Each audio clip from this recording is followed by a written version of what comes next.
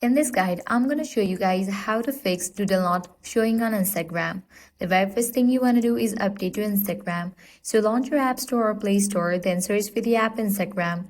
After app appears, if you find the option of update, click on it and update the app to its latest version. Then you can launch your Instagram. Then navigate to any of the conversation, click on the plus option. You're gonna get the option of draw. If this solution didn't work out for you, what you can do is navigate to the profile page, click on three bars given at the top right, then scroll all the way down. Now head over to the option help. Click on the option report your problem. Click on report problem without checking. Click on don't include.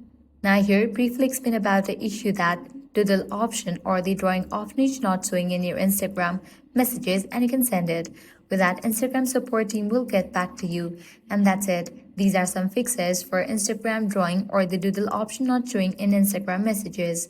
If this guide helped you out, do not forget to like, share and subscribe.